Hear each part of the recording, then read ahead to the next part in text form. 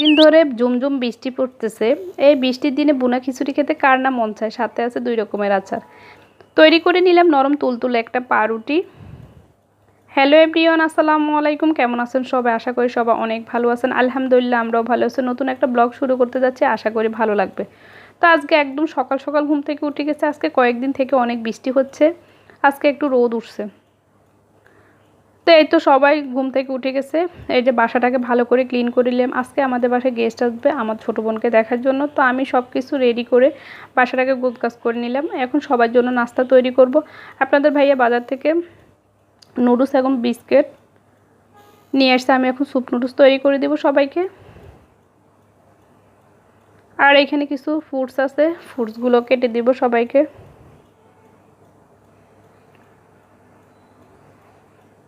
আর আমি এখানে একটা পান্তুয়া পিঠা তৈরি করে নিছি। এই তো সবাই নাস্তা খাওয়া শেষ, এখন আমরা সবাই বসে গল্প করতেছি। আজকের ওয়েদারটা একটু ভালো আছে, বাইরে অনেক বাতাস। তো আমি দুপুরের জন্য বেশি কিছু রান্না করব না, দুপুরের জন্য আজকে ভুনা খিচুড়ি করব। কয়েকদিন থেকে টানা বৃষ্টি পড়তেছে, তাই ভাবলাম এই বৃষ্টির দিনে ভুনা খিচুড়ি হলে তো কথাই নেই। তো সবাই বলতেছে ভুনা খিচুড়ি করার জন্য। তো আমি এখানে চালটাকে ধুয়ে পানি জড়তে দিয়ে দিছি। আর এখানে পেঁয়াজটাকে একটু নেড়ে চেড়ে নিচ্ছি।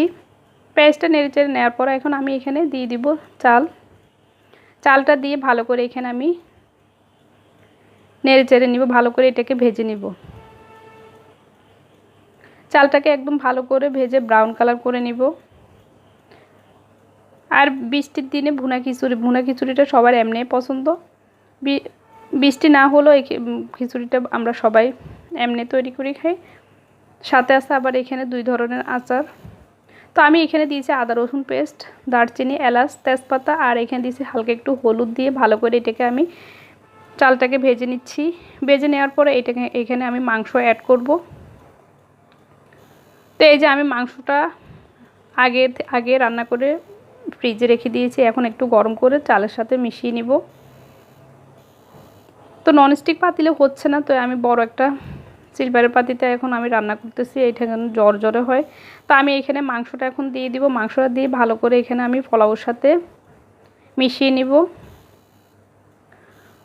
তো এই যে মাংসটা দিয়ে দিছি, মাংসটা দিয়ে দেওয়ার পরে এখন চালের সাথে ভালো করে এটা মিশিয়ে নিব। মিশিয়ে নেওয়ার পরে দিয়ে দিব 2 টেবিল চামচ এখানে ঘি, আর কেওড়া জলটা দিয়ে দিব।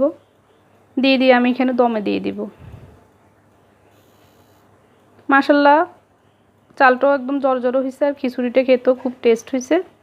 আর একটা পাউরুটি তৈরি করব। পাউরুটির ব্যাটারটা আমি আগে গুলিয়ে রাখছি। মাশাআল্লাহ দেখেন অনেক ফুলছে।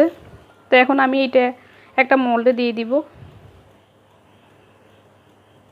তো এই যে আমার পাউরুটিটা এখানে রেডি হয়ে গেছে। মাশাআল্লাহ খুব সুন্দর করে একটা পাউরুটি হয়েছে। এই যে একদম নরম তুলতুলে, একদম সফট হয়েছে। তো আমি এটা মল থেকে এখন বের করে নিচ্ছি। এখন সবাই চা দিয়ে পাউরুটি খাবে। এই যে আমি সুন্দর করে স্লাইস করে নিচ্ছি। তো আজকের ব্লগটি এ পর্যন্ত। ব্লগটি দেখে ভালো লাগলে অবশ্যই লাইক কমেন্ট শেয়ার করবেন এবং আমাদের জন্য দোয়া করবেন। আজকের ব্লগটি এ পর্যন্ত। সবাই ভালো থাকবেন, সুস্থ থাকবেন। আল্লাহ হাফেজ, আসসালামু আলাইকুম।